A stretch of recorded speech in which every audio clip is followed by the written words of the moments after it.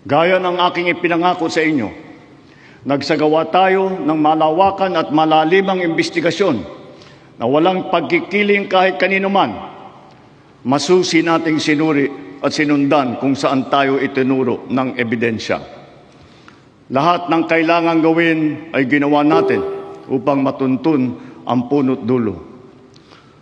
Mayroon ng mga unang nakasuhan at nakulong, mga kontratista, matataas na opisyal, pati na mga mambabatas.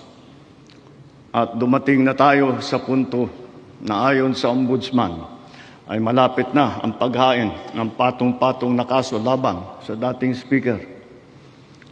Masakit man sa akin ito, ngunit kailangan nating gawin ang tama.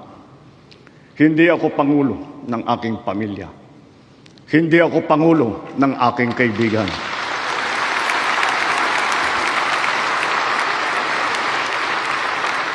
Ako ay Pangulo ng Pilipinas at ang tungkulin ko ay sa inyo, ang aking mga kapwa Pilipino.